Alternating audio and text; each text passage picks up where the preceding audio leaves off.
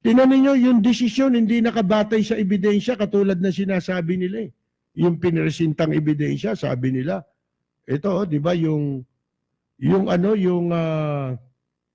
maestrado na ponente, nagponente nitong desisyon kay Bong Revilla, yung babae, yung isa sa mga maestrado nung ng Sandigan Bayan, siya yung sumulat nung desisyon. Ano ang sabi niya, mga kaibigan? Ano pa explaining tinan ninyo. Ang sabi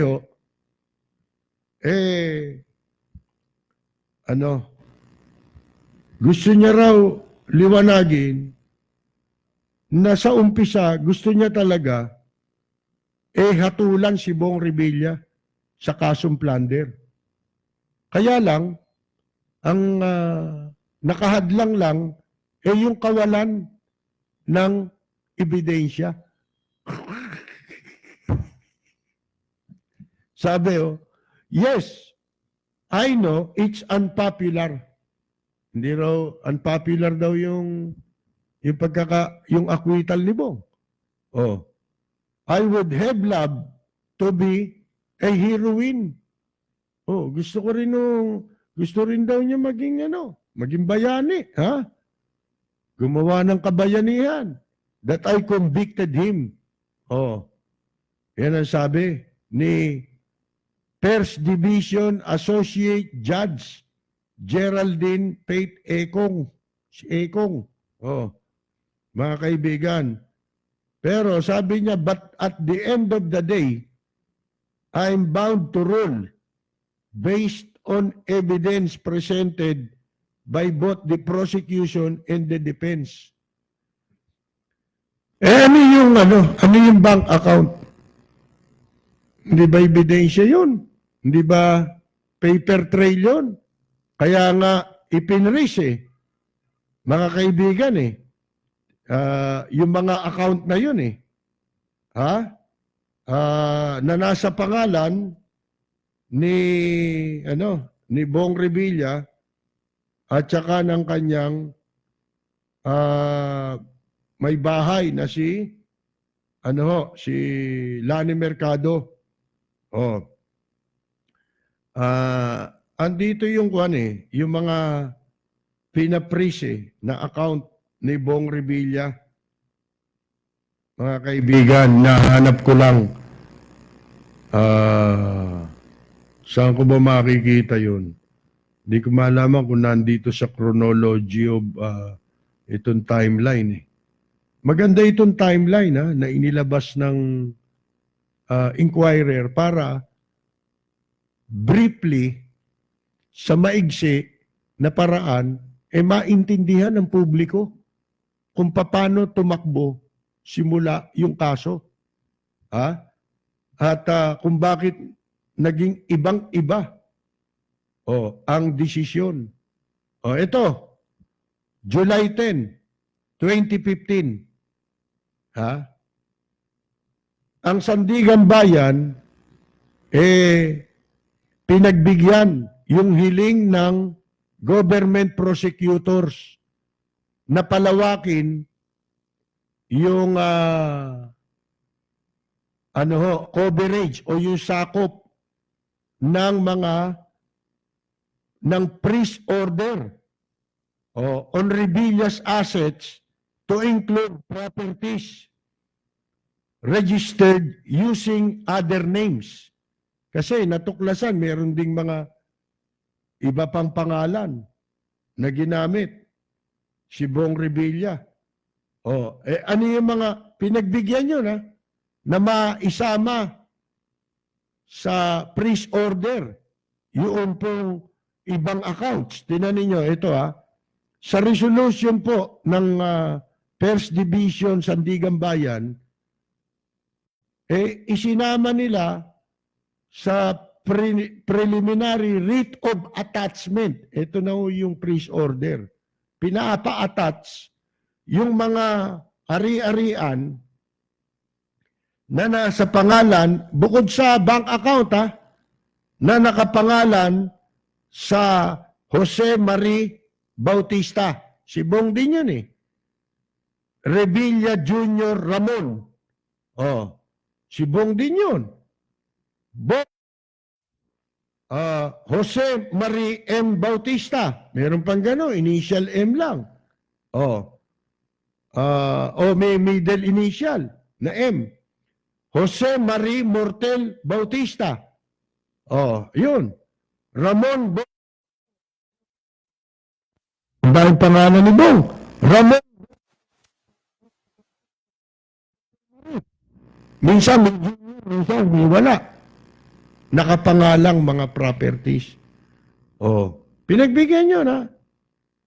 Oh, at kasama ko dyan, yung joint properties ni Revilla sa kanyang asawa. Joint na property nila. Mga kaibigan. Na dati, ano ito, Congresswoman, si Lani Mercado. As well as properties under Mercado. Lani Hernandez, whose other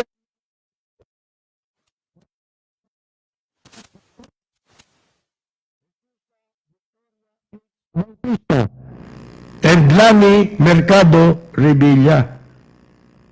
Ang pinagbasihan po ng Sandigan Bayan sa pagpapalabas ng freeze order ay yung pong report na nanggaling sa AMLAC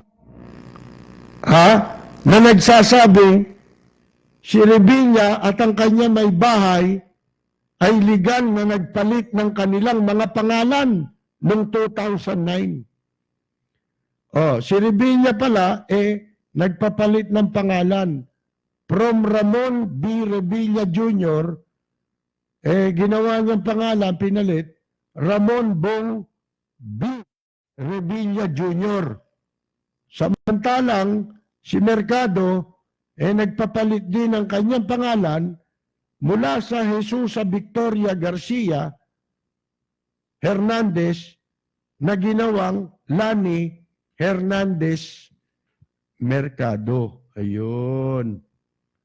Mga kaibigan, sipin ninyo, baliwala na yung yung Congress sapagkat nagagawa na ng Sandigan Bayang baguhin ng desimulado ang batas.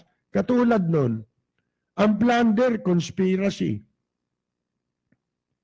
Bakit siya na-acquit? Conspiracy pala yan. Tapos yung dalawa, nahatulan. Di walang conspiracy, di maa-acquit din itong dalawa pagdating sa Korte Suprema sapagkat ano pinag-conspira nila? Ano pinagsabuatan nila? Kung hindi kasali si Bong Revilla. Mga kaibigan, nasa nang sabuatan? Di ba wala? Tinanggal na dun sa desisyon. Siyempre, yung mga desisyon na yan, mga president yan. O pagtutularan yan, mga kaibigan. Kaya wala na wala na silbi yung plunder law Sipin ninyo, pinagkagastusan yan, pinaghirapan yan para masugpo ang pagnanakaw sa gobyerno. Pagkatapos ganyan lang gagawin ng mga hukuman, kapalit ng pera. Huwag na tayong maglokohan. Yung sabihin, libre yan. Ang masama pa niyan, ginagamit nila sa kalokohan, pera ng taong bayan. Pinasusweldo ka, para gampanan mo ang iyong tungkulin na parusahan ang dapat parusahang nagkasala. Proseso na ginagastusan ng gobyerno. May opisina, Sandigan Bayan, may mga empleyado yan. Ang lalaki ng sweldo niyan, mga kaibigan. Tapos, ginagawa tayong loko-loko. Drama pala itong mga hearing-hearing nito, kaso-kaso dyan. Hindi pala totoo yan, mga kaibigan. May pagpaumanin ninyo kung ako hindi naniniwala dyan sa pinaggagawa ninyong yan. Yun ang masakit eh. Pera na ng taong bayan yung ginagamit doon. Pagkatapos, naglolokohan sila. Nagbibiding lang pala sila rin sa loob. Mga kaibigan, yung palang hearing, palabas lang yun. Pero ang totoo, bidding pala yan. Kapag ka nagkasundo na kung magkano, tsaka nilalabas ang desisyon. Mga kaibigan, hindi na tayo kasali. Kaya wala nang perang na ibabalik. Ha? Kasi kung ikukumbik mo to, ibabalik mo yung pera sa gobyerno. Ba't mo sa gobyerno ibabalik? Bigyan mo kami. Oh. Di ba? Bibigyan. Hati-hati tayo dyan. Ba't pa natin babalik yung pera? Oh. Nanakawin din ng iba yan eh. Di tayo na maghati dyan. Di ba ganyan na? Ang nangyayari? Ano silbi pa niyan? Mga kaibigan. Ito masakit sa lahat. Ako naiyak eh. Si Amay naiyak. Na-acquit na nga, naiyak pa. Tarantado rin to si Amay oh. Linti ka magdrama, pampamas ah. Dapat maging best supporting actor ka. Ngayon, alam ko, naiyak ako. Pag nakita ko yung tao, bigla akong naalala eh. Yung mga taong natutulog sa karsada. Ha? Si Bong Revilla, acquitted. Yung iba, acquitted. Ang lalaki ng pinagnanakaw sa gobyerno, mga kaibigan. Pagkatapos itong mga nasa lansangan, mga kaibigan, hindi naman ito niliti sa hukuman, pero may mga hatol na to eh. Ha? Hinatulan na nito, ang humatol dito, itong mga na-acquit. Ha? Hinatulan na nila ng habang buhay na pagkalugmok sa kahirapan. Sila humatol dyan eh, itong mga magnanakaw. Oh. Yan pong mga walang makain, ha? Namumulot ng basura. Walang pagkakataon sapagkat yung pagkakataon nila nasa kamay lang ng mga tao na nasa kapangyarihan.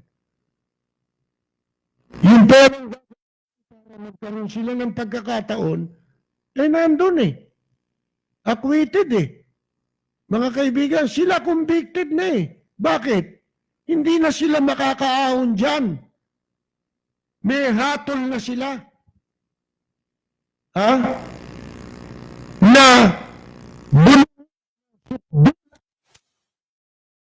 kahirapan. Ha? Habang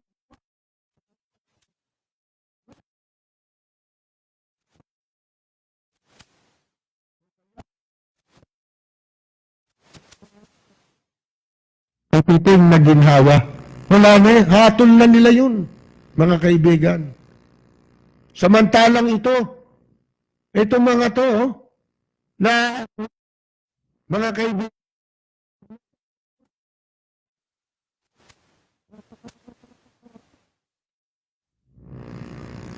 tapos ito, wag niyong masyadong apihin yung mga tao sasabihin ninyo tamad. Kaya ang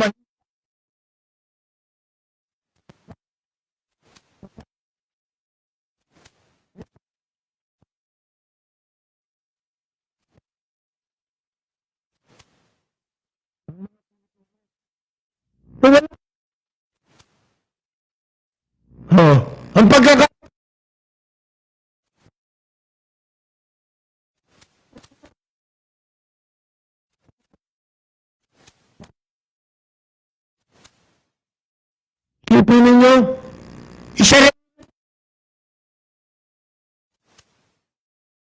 ano pa silbi nyo? Gumawa ng batas na batas na hindi maipapatupad. Mga kaibigan, batas na hindi na maipapatupad, pagkakakitaan pa. para paggatihan yung mga ninakaw. Ay, sus Mariosep, mga kaibigan.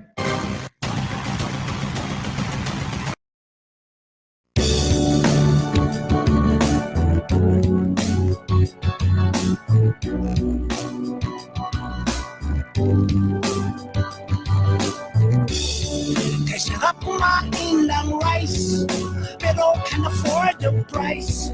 Karne, gulay at fish, gasolina, dilis, mga preso'y kakainis. Hay, bakit ba tayo'y naghihirap? Habang ang iba'y nagpapasarap. Kahit anong sikap hanggat may mga kurap na ang bisis nila ay crime. Kukurakot sila doon sa lahat, kukurakot din doon sa right. Ang dasal ko lang, bangungutin sila tonight. Kawatan ng money, money, money. Ay naku, kayo ay huling, huling, huli. Mga adik sa pera, gamal sa kwarta. Tigilan nyo na ang mag-siting-siting. Pagkat kayo na ay buking-buking. Huwag galit sa pera, baka kayo makalma. Yeah, lagi na lang nako-compromise.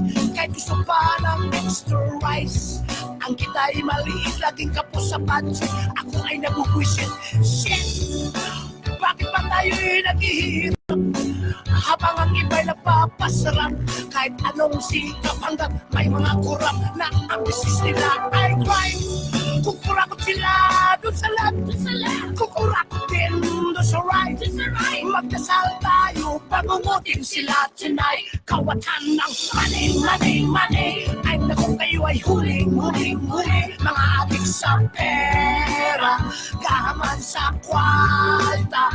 Tigilan nyo na ang mag-siting-siting. Pagkat kayo na ay buking-buking. Huwag galit sa pera, baka kayo makarma. Yeah!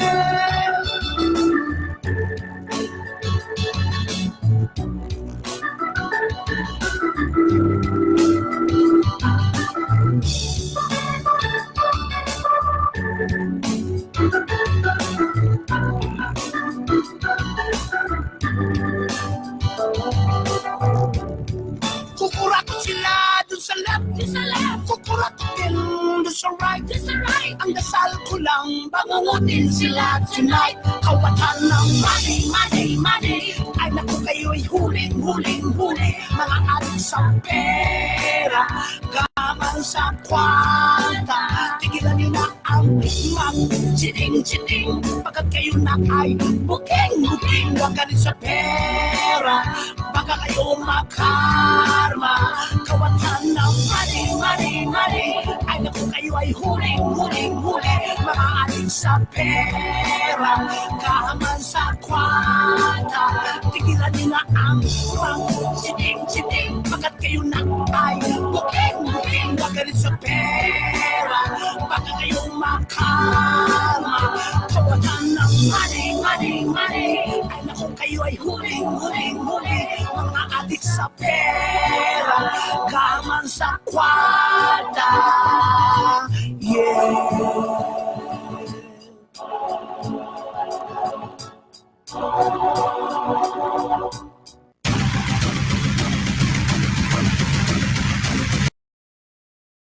Alam niyo eto, tatapatin ko kayo.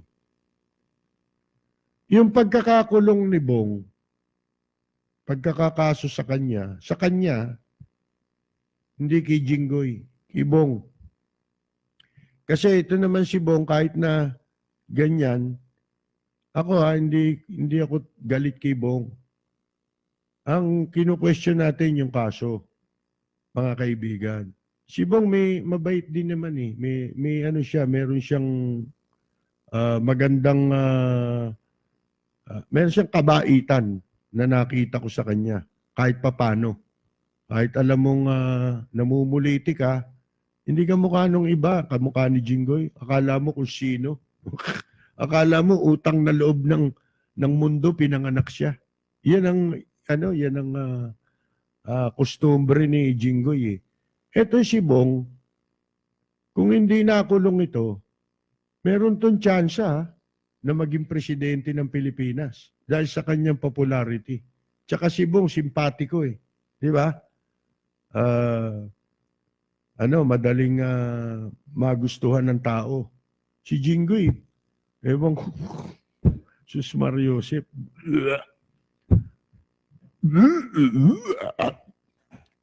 Yun eh. Ngayon, sinasabi ko lang, ha? Kasi sinasabi, baka daw kaya kinasuhan si Bong dahil sa kanyang potensyal noon. Ha? Yun. Di ba? Alam nyo, ito isang matibay na sabit sila. Pati si Jinggoy. Yung ginawa nilang pag-amin na sila sinuhulan sa pamamagitan ng pork barrel. Kapalit na idiin, bumoto sa impeachment ni yumaong dating Chief Justice Renato Corona. Inamin nila yan eh. Di ba si Bong Revilla meron pang kaibigan nila si Pinoy eh. Mga kaibigan, kaya kung sasabihin, dilawan-dilawan ang may gawa nito. Ibig mo sabihin, dilawan yung Sandigan Bayan. Oh, hindi dilawan yun, perahan yun. Yung Sandigan Bayan. Ngayon, etong si Bong, may pag-ani yan eh. Inamin nila yan eh, pati si Jinggoy Estrada eh. Di ba nagalit nga sa kanila yung mga senador? Nabulgar eh. Na kaya pala inimpeach si Corona, sinuhulan sila sa pamamagitan ng pork barrel. Para saan yung pork barrel kung di naman nila mananakaw? Bakit naman nila gagawin kapalit na patalsikin si Corona? Di ba? Mga kaibigan, kung hindi sila makikinabang sa pork barrel. Oh, yun, isa pa yun, no? Mga kaibigan, hindi nyo ba ang hirap sa atin, malilimutin ng maraming Pilipino. O sadyang kinakalimutan. Tuloy naman ang pagtakbo ni Bong eh. Wala namang sagwil eh. Di ba pinagtanggol pa nga sila ng Sandigan Bayan din? Sandigan Bayan din. Ang nagsabi, ano sabi ni Sandigan Bayan? Hanggang walang final conviction ng Korte Suprema, pwedeng kumandidato kahit na convicted na yan. Hanggat walang finality yung decision ng Korte Suprema, pwede silang kumandidato. Tingnan ninyo. Tinulungan pa nga sila eh. Kaya doon makikita mo na sila maa-acquit eh. Yun yung mga palatandaan eh.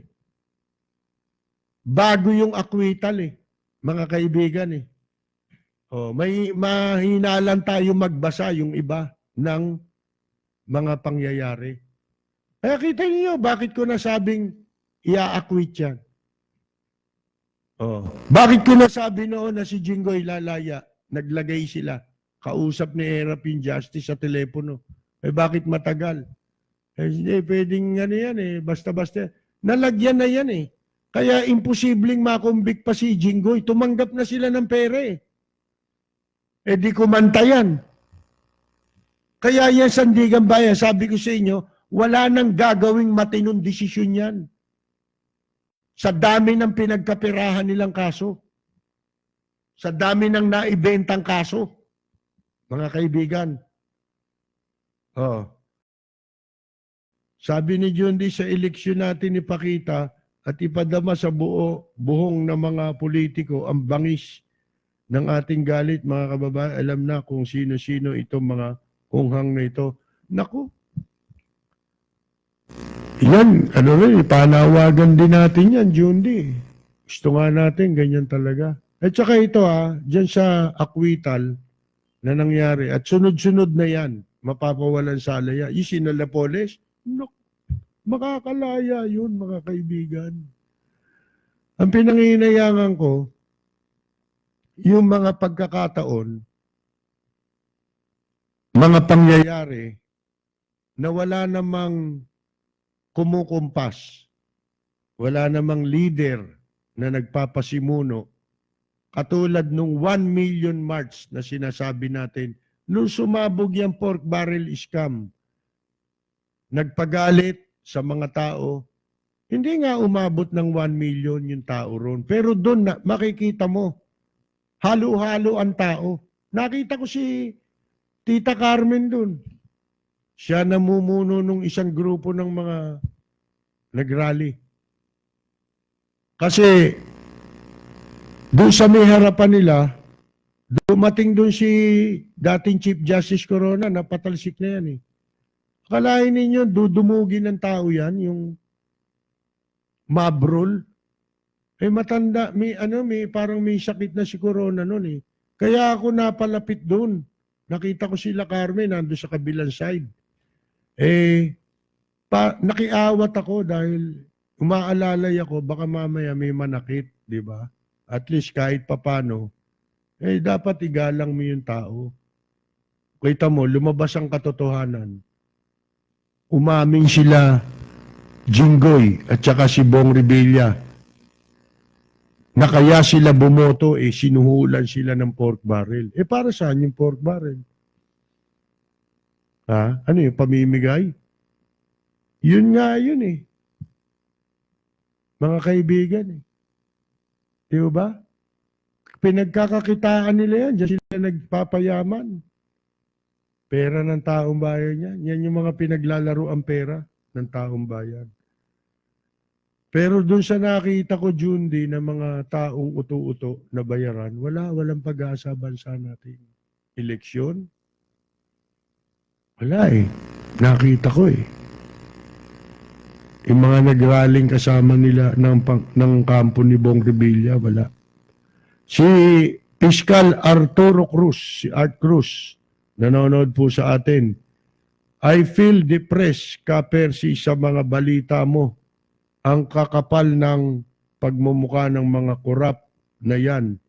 Di ba nila inaalala yung mga anak nila, mga apo, magulang nila, sikat dahil tiwaling tauhan, korap, ay ang kapal ng mukha. Ako hindi ko naman sinisisi si Bong eh, sa pagkakaakwit.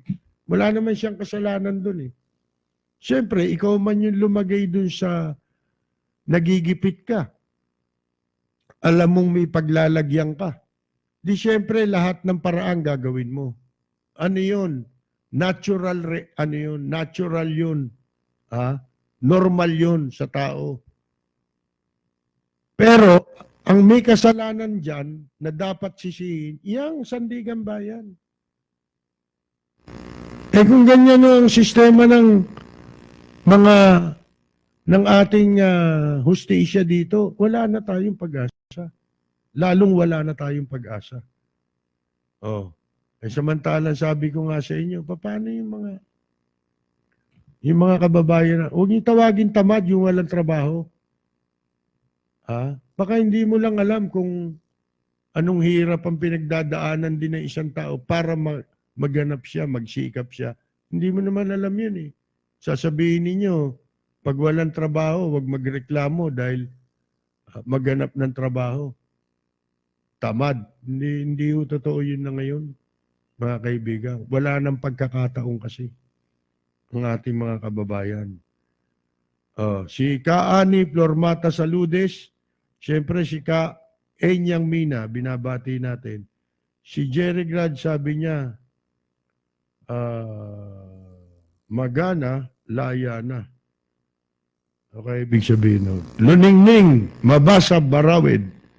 Si Levinia Atienza, tama, paliwanag nyo. May konsensya pa po ba sila para magpasalamat sa Diyos siguro? Mga kaibigan. Tsaka wag na natin idamay yung Diyos dyan.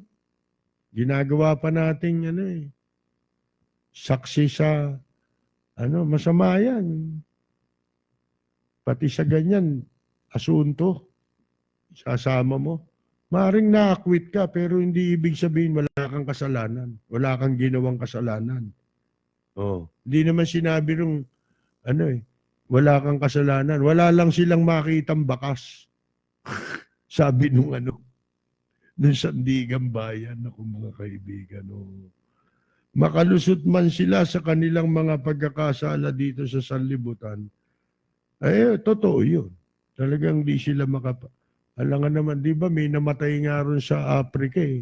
Kalahin mo magbaon ng pera sa kabao, gumawa ng will and testament, ilagay yung pera doon. Ipanunuhol niya raw. Ha? Kung dumating na yung paghuhukom, mga kaibigan, sus Mariusip, ano? Kinilabutan ako Si Andres Bonifacio, nanonood po sa atin. Wala nang justice sa Pinas. Iba na ang store ngayon. Wala na sa Chinese tourist.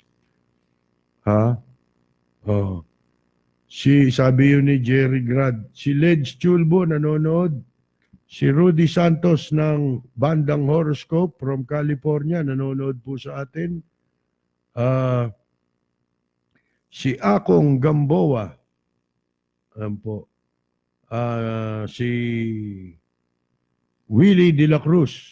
Yan. Si Rene Lumagi. Tama.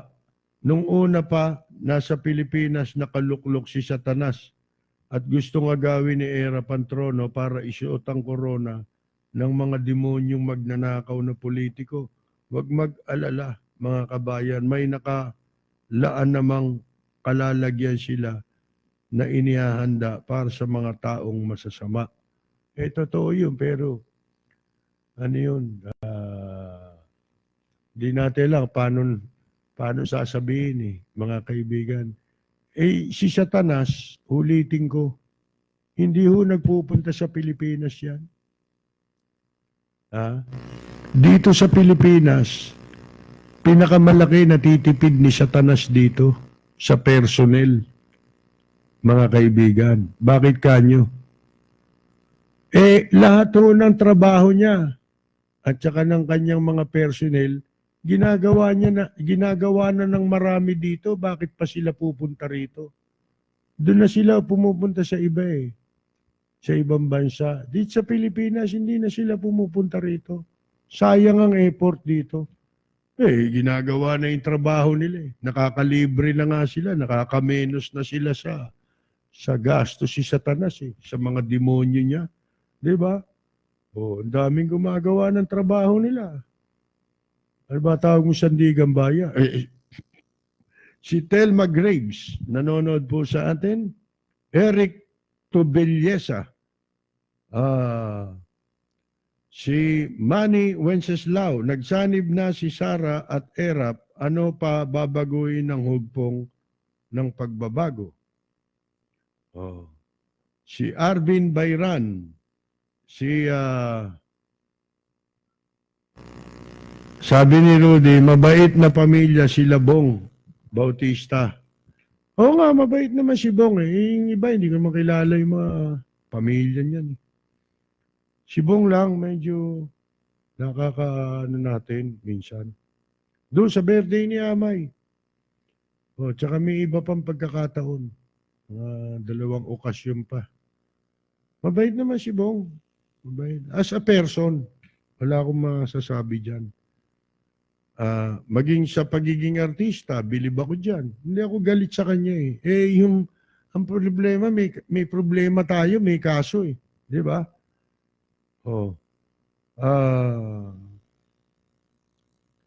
Kaper si Beng Q Auto Shop po, hindi po Beng Auto Shop. Ganun ba? Sa Japan ba yan? Si Cesar Alvarez. Ito pa nga pala.